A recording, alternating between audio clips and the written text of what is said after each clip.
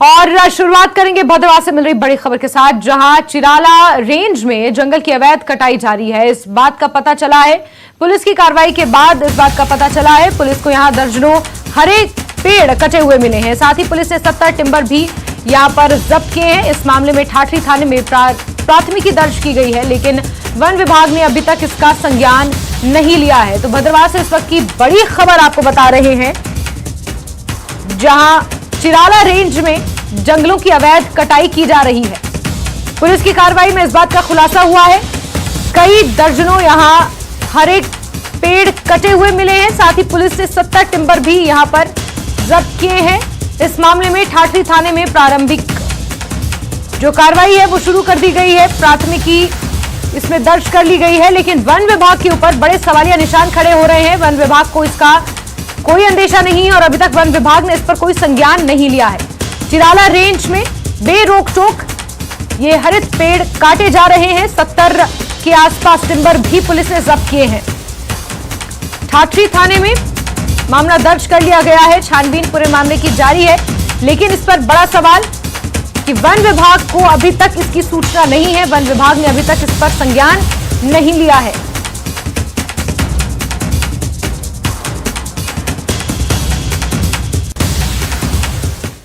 जम्मू कश्मीर में होने वाली G20 की बैठक के लिए पूरे प्रदेश में सुरक्षा व्यवस्था कड़ी कर दी गई है। साथ ही पुंछ में भारत पाकिस्तान नियंत्रण रेखा से सटे इलाकों में सुरक्षा के खास इंतजाम किए गए हैं। यहां बड़ी संख्या में सुरक्षा बलों के जवानों और अधिकारियों की तैनाती की गई है। साथ ही सभी मुख्य मार्गों पर नाके लगाकर गश्त को बढ़ा दिया गया है। एसएसपी ने सुरक्षा बलों और खुफिया एजेंसियों के अधिकारियों के साथ एक बैठक की, सुरक्षा व्यवस्था की समीक्षा की। आपको बता दें, पाकिस्तान और पाकिस्तान परस्त आतंकियों की ओर से लगातार घुसपैठ के प्रयास किए जा रहे हैं। उनके निशाने पर G20 की बैठक है। इसके मद्देनजर पुंछ में सुरक्षा व्यवस्था पर खासा ध्यान दिया जा रहा है।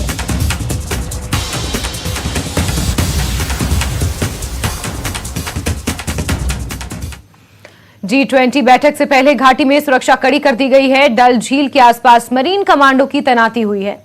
वहीं पुलवामा के कई इलाकों में नाकेबंदी और तलाशी अभियान जारी है, जहां पुलिस, सीआरपीएफ और सेना के जवान मिलकर सुरक्षा का जिम्मा संभाले हुए हैं।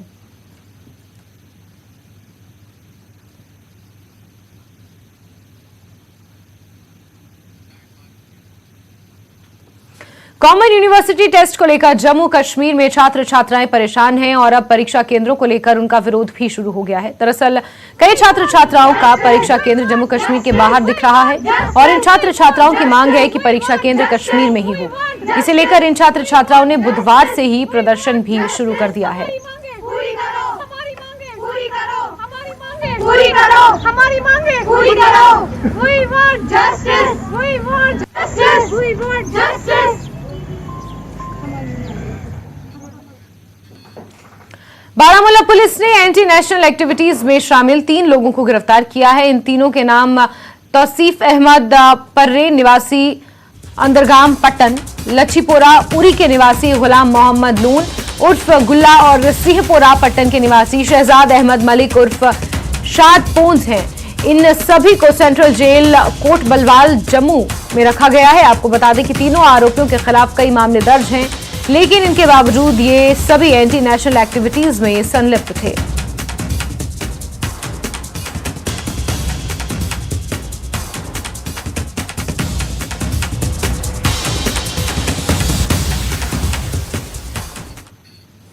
बात एक और बड़ी खबर की, मुंबई के 26/11 हमलों के आरोपी तहव्वुर राणा को जल्द ही अमेरिका से भारत लाया जाएगा। अमेरिका की एक अदालत ने पाकिस्तानी मूल के कनाडाई व्यवसायी तहव्वुर राणा के भारत प्रत्यार्पण की मंजूरी दे दी है।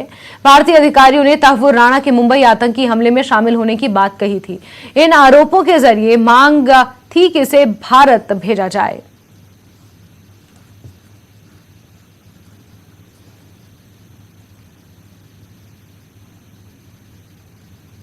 पहली बार एक अमेरिकन कोर्ट ने इंडियन अभियुक्त तहव्वुर हुसैन राणा उसको भारत में एक्सट्रैडिट करने की जो ऑर्डर की है, मैं इसे भारत सरकार की कूटनीति की बहुत जीत मानता हूं। जीत इसलिए मानता हूं कि तहव्वुर हुसैन राणा ये अमेरिकन सिटीजन है। पहले ये पाकिस्तान में रहता था, पाकिस्तान में डॉक्टरी पेशा करता था।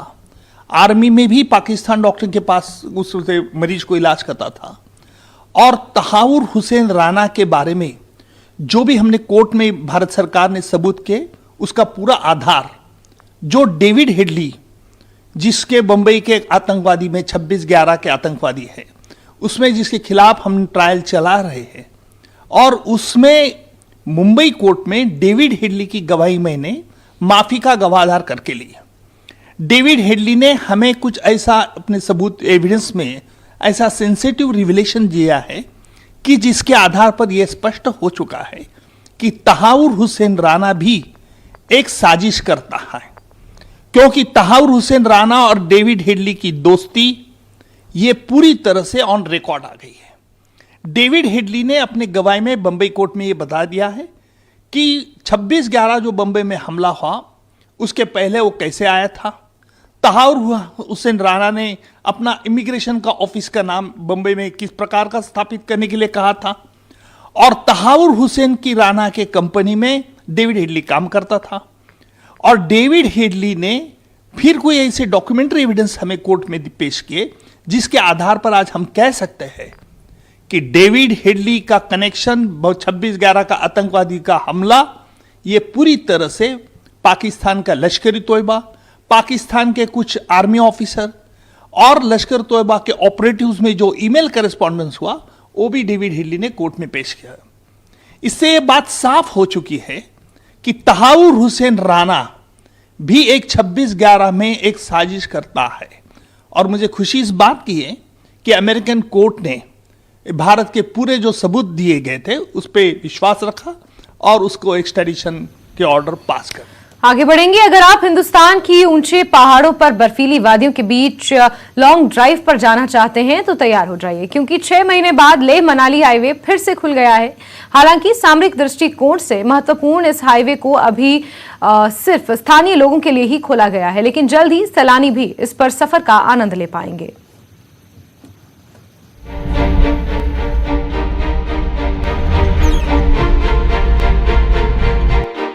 खत्म हुआ सबसे रोमांचक सफर का इंतजार।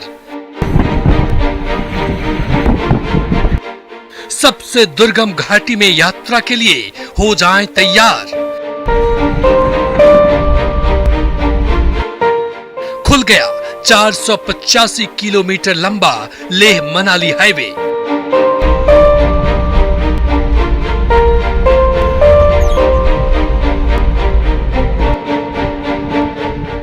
ना कोई पेड़ पौधा, ना कोई घर मकान, जहां तक देखो सिर्फ बर्फ ही बर्फ। ऊपर देखो तो नीला आसमान और नीचे देखो तो हर तरफ सफेद घाटियां वीरान।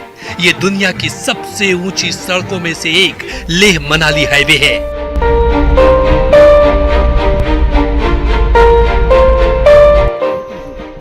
जो 6 महीने बाद फिर से आवाजाही के लिए खुल गया है। पिछले नवंबर में भारी बर्फबारी के चलते इस सड़क मार्ग को बंद कर दिया गया था और सीमा सड़क संगठन के जवानों और अधिकारियों के कड़े मशक्कत के बाद जो है इस सड़क मार्ग को वाहनों की आवाजाही के लिए खोल दिया गया। हालांकि मनाली से लेह तक 485 किलोमीटर लंबा ये हाईवे दुनिया की कई सबसे दुर्गम घाटियों से होकर गुजरती है। मनाली लेह मार्ग की औसत ऊंचाई 4000 मीटर है। 485 किलोमीटर लंबा पूरा हाईवे पर्वत पर बना हुआ है। पर्वत की चोटियां बर्फ से ढकी रहती हैं, जो धूप में खूब चमकती हैं। पूरे मार्ग पर शानदार और हैरत अंगेज दृश्य आपका मन मोह लेंगे। पहले अटल टनल का दीदार करते हुए लोग जिप्सा पहुंचते हैं। वहां से लाहौर पहुंचते ही 16,000 फीट ऊंचे बारालाचा लादारे का दीदार होता है। बारालाचा लादारे को पार करते ही सैलानी जम्मू कश्मीर की वादियों में पहुंच जाते हैं, जहां 15,580 फीट ऊंचा नोकीला और 16,500 फीट ऊंचे लाचुंगला दर्रा का दीदार रोमांचित करता है। लाचुंगला दर्रे से होते हुए लेह की वादियों में एंट्री होती है। लेह में 17,000 फीट ऊंचे तंगलांग लादर्रे का रोमांचक सबसे अलग होता है।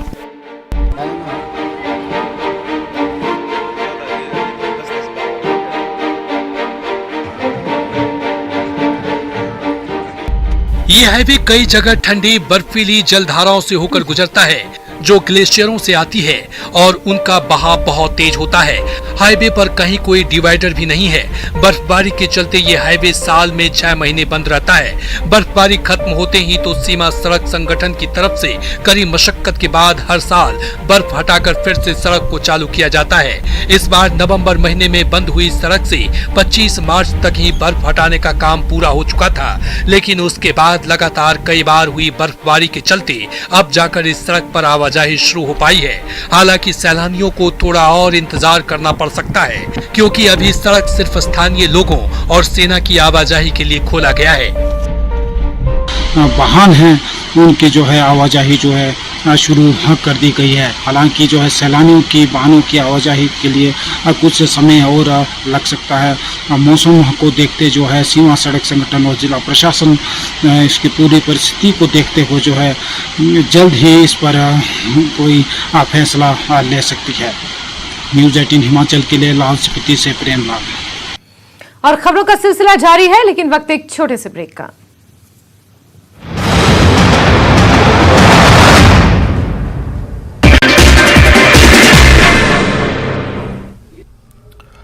नमस्कार, आप देख रहे हैं धार भी रफ्तार भी। मैं हूं आपके साथ अबू हुरैरा। आइए खबरों को देखते हैं फटाफट अंदाज में।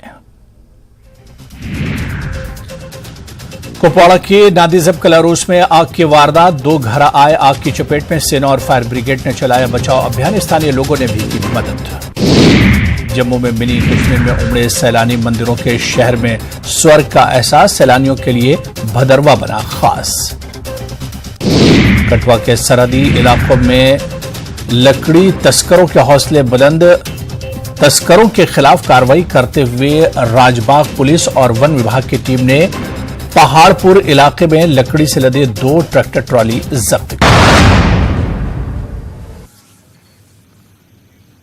जम्मू कश्मीर का नाम एक साथ लिया जाता है, लेकिन कश्मीर को धरती का स्वर्ग कहा जाता है तो जम्मू को मंदिरों की स्थली। लेकिन मंदिरों के लिए विख्यात जम्मू में भी एक मिनी कश्मीर है जिसका नाम है भद्रवा। आखिर यहां ऐसा क्या है कि बिहार से लेकर महाराष्ट्र तक के सैलानी यहां खींचे चले आ रहे हैं? ये खास रिपोर्ट देखिए।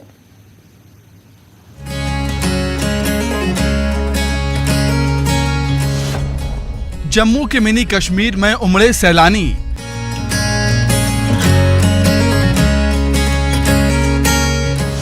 मंदिरों के शहर में स्वर्ग का एहसास।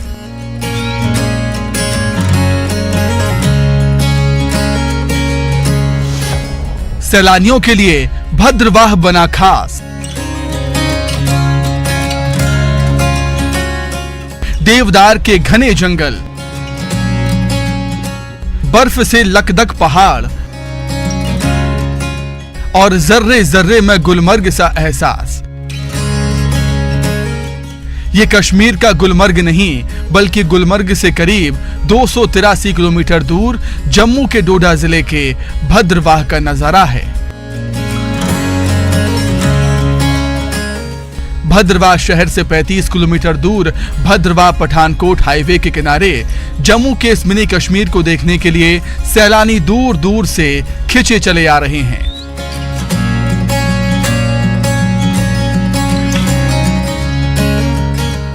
कुदरत ने इस जगह को कुछ इस कदर संवारा है कि स्कीइंग करने के लिए किसी टूल की जरूरत नहीं, बस चलते हुए ऊपर जाइए और फिसलते हुए नीचे चले आइए। तभी तो लोग दूसरी जगहों का प्लान कैंसिल कर यहाँ आ रहे हैं। हमें बिल्कुल एक्सपेक्टेशन नहीं था कि यहाँ पे बर्फ होगा, बट हम धर्मशाला जा रहे थे, हमें पता चला यहाँ भद्रवाह में बर्फ है, तो हम यहाँ से होते हुए जा रहे हैं। और इस मौसम में बर्फ, इट्स लाइक वेरी इंटरेस्टिंग। और यही है, बाकी इसको और बनाया जा सकता है ऊपर तक जाने के लिए। इस वेदर को देख करके मन एकदम खुश हो गया। हम लोग पटना से हैं, पटना में टेम्परेचर बहुत ज़्यादा हाई है, बहुत ज़्यादा हाई है। इस मौसम में यहाँ बर्फ़ देख करके मैं फर्स्ट बार यहाँ बर्फ़ देख रही हूँ। बहुत ही ज़्यादा अच्छा लग रहा है यहाँ पे। बहुत ही हम लोग पूरे फैमिली बहुत ज़्यादा एंजॉय कर रहे हैं। बहुत ही अच्छा लग रहा है, पूरे फैमिली के साथ आए हैं हम लोग और बहुत ज़्यादा मस्ती एंजॉय कर रहे हैं। बर्फ़ है।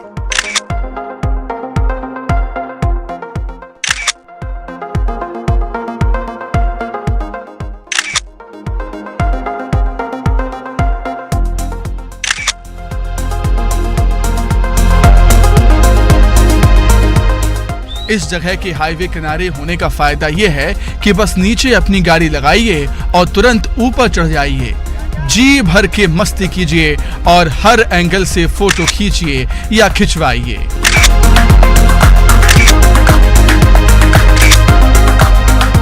और यहाँ आके तो मेरे को बहुत ही अच्छा लग रहा है, क्योंकि हमारे यहाँ तो मुंबई में यहाँ भी टेम्परेचर बहुत हाई है, 45-40 के आसपास रहता है। यहाँ आके तो बहुत कूल लगा, एकदम ठंडा, बर्फ वगैरह, यहाँ का माहौल, मौसम, यहाँ के पहाड़ी, पेड़, यहाँ का नज़ारा एकदम जैसे हमको एकदम कूल कर दिया है, दिल खुश। मेरा बच्चा तो देखो यहाँ आके कोल्ड ड्रिंक बना के गोला बना के खाने के चक्कर में है, तो पूरा यहाँ बर्फ है। तो कैसा लग रहा है यहाँ पे बर्फ में आके, बर्फ के साथ खेल के?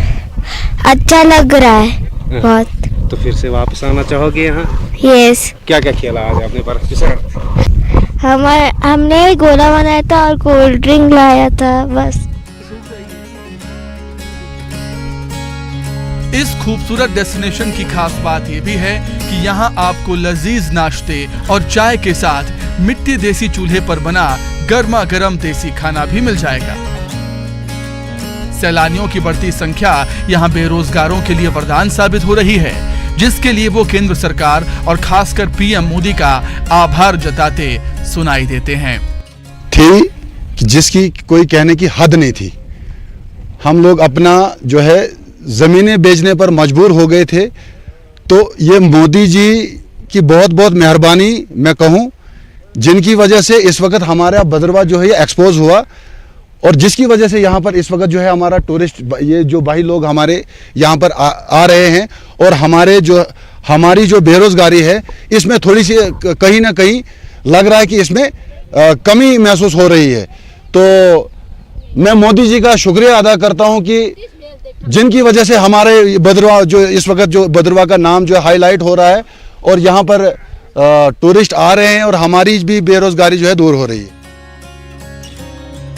जिला प्रशासन की तरफ से इस जगह को विकसित करने के लिए कई तरह की योजनाओं पर काम हो रहा है, ताकि ज्यादा से ज्यादा सैलानी इस खूबसूरत जगह का दीदार करने आए।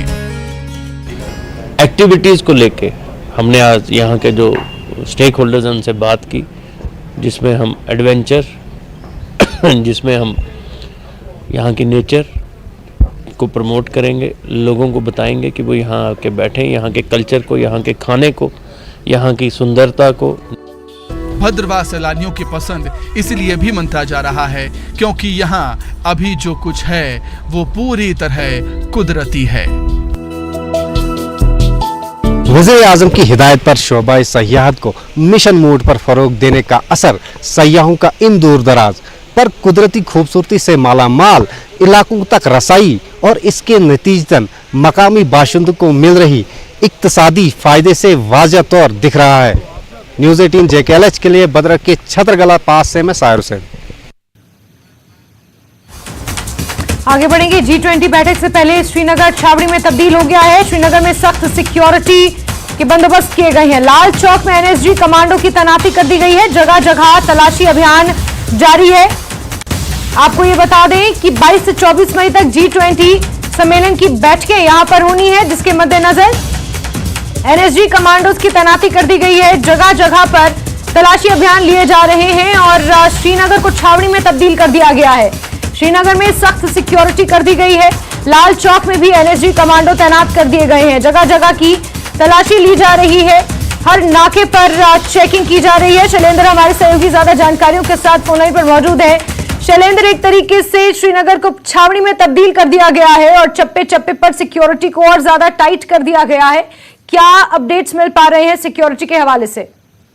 देखिए जैस्मिन, जो G20 की बैठक अगले हफ्ते होने वाली है श्रीनगर में, उसके चलते पुख्ता इंतजाम किए गए हैं सुरक्षा के हवाले से। अब से कुछ दिनों पहले एक बैठक भी हुई थी जिसमें ADG श्रीनगर की तरफ से रिव्यू किया गया था। उसमें तय किया गया था कि जो थ्रेट्स वहां पर हैं उनको कैसे काउंटर किया जाना चाहिए, इस पर चर्चा हुई थी। इसके बाद ये फैसला लिया गया था कि जो डल लेक है और जो वाटर बॉडीज है जिसके आसपास G20 के वेन्यूज होंगे, वहां पर मार्कोस की डिप्लॉयमेंट होगी। हम कल से देख रहे हैं कि वहां पर जो मेरीन कमांडोज है उनकी डिप्लॉयमेंट हो चुकी है, और वहीं किसी भी तरह के फिदाइन हमले से निपटने के लिए वहां पर एनएसजी की स्पेशल टीम्स को भी डिप्लॉय किया गया है। यानी कि जो ये डिप्लॉयमेंट है ये स्पेसिफिक थ्रेट से निपटने के लिए है। और वहीं साथ ही साथ ये भी बताया गया था उस मीटिंग में कि न सिर्फ जो फिदाइन अटैक्स है लेकिन इसके अलावा जो VBIDs है यानी कि व्हीकल बाउंड आईडीज हैं और साथ ही साथ जो ड्रोन्स का जो थ्रेट है,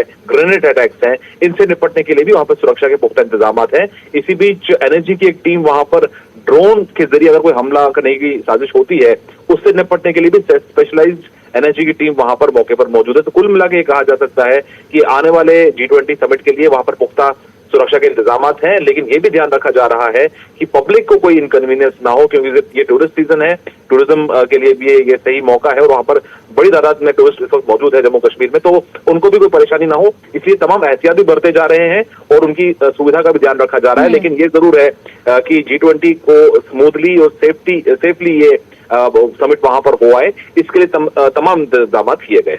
जैसे बिल्कुल शैलेंद्र, यहाँ पर कुछ चीजें गौर करने वाली हैं। पहली बात तो ये कि ये कहा जा रहा है कि जम्मू कश्मीर में हालात कुछ हद तक सामान्य हुए हैं 370 हटने के बाद से, और G20 समिट अंतर्राष्ट्रीय स्तर का इतना बड़ा सम्मेलन यहां पर होने जा रहा है। लेकिन दूसरी ओर जिस तरीके से हम देख रहे हैं कि अगर हालात सामान्य हैं और चीजें अंडर कंट्रोल हैं, लेकिन उसके बावजूद भी बहुत से इलाकों को एक तरीके से छावनी में तब्दील कर दिया गया है, नाके लगाए जा रहे हैं, चेकिंग हो रही है, तो ये दोनों बातें कहीं ना कहीं अपने आप में विवादास्पद है।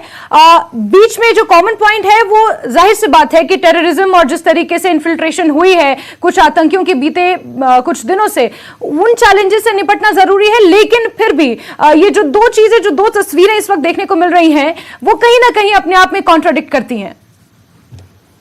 देखिए जैस्मिन, अगर हम बात करें G20 समिट की, तो अगर हम सिर्फ श्रीनगर की बात करें तो सही नहीं होगा। आप ये भी देखिए कि जब G20 की मीटिंग पिछली बार इंडोनेशिया में हुई थी तो वहां पर भी क्योंकि दुनिया भर के टॉप लीडर्स वहां पर आ रहे हैं और वहां पर ऑफिशियल्स पहुंच रहे हैं, तो ऐसे में सुरक्षा एक प्राइम कंसर्न सभी देशों के लिए होता है। इसलिए श्रीनगर में भी मीटिंग हो रही है तो जाहिर तौर पर वो सेंसिटिव एरिया है और कहीं ना कहीं पाकिस्तान की लगातार कोशिश है कि वहां पर कोई आतंकी छोटा मोटा हमला करके एक मैसेज कन्वे किया जाए। हमने अब से कुछ दिन पहले ये भी देखा था कि पुंछ में क्या हुआ, राजौरी में क्या हुआ, इस साल के पहली तारीख को, जनवरी 1 को जो हमला वहां पर जो राजौरी में हुआ था, तो ऐसे में ये एहतियातन कदम उठाए जा रहे हैं ताकि इस तरह का कोई अनटुवर्ड इंसिडेंट ना हो। लेकिन ये जरूर बात सही है कि अगर G20 समिट अगर वहां नहीं था तो ऐसे इंतजाम वहां पर पहले से मौजूद नहीं थे, क्योंकि वहां पर टूरिज्म के लिए जिस तरह से टूरिज्म वहां पर भी टूरिस्ट आ रहे हैं, हर एरिया में वहां पे घूम रहे हैं आराम से, इवन नाइट टाइम में भी टूरिस्ट वहां पर आराम से घूम पा रहे हैं। तो चीजें वहां पे बदली हैं, चीजें पहले से बेहतर हुई हैं। लेकिन ये जरूर है कि G20 की नजर इस वक्त, G20 पर इस वक्त पाकिस्तान की नजर है और वो चाहता है कि वो इस तरह की वहां पे कोई गड़बड़ी करे। लेकिन ऐसे में तमाम एहतियात बरते जा रहे हैं ताकि पाकिस्तान की कोई भी किसी भी हरकत पर रोक लगाई जा सके और ऐसे में एक स्मूथली जो वहां पर मीटिंग होने वाली है वर्किंग ग्रुप की अगले हफ्ते 22 से 24 मई के बीच में, वो सुरक्षित तरीके से हो पाए। बिल्कुल, क्योंकि अपने आप में पहली बार होने जा रहा है, इतिहास में पहली बार होगा कि जम्मू कश्मीर में इतने बड़े अंतर्राष्ट्रीय स्तर का कोई सम्मेलन यहां पर होगा। इसी के मद्देनजर सुरक्षा जो है वो बेहद कड़ी कर दी गई है। शैलेंद्र, बहुत शुक्रिया इन तमाम अपडेट्स के लिए। और इसी के साथ प्राइम नून में अभी के लिए बस इतना ही, लेकिन जम्मू कश्मीर, लद्दाख, हिमाचल की खबरों के लिए आप जुड़े रहिए News 18 JKLH के साथ। नमस्कार।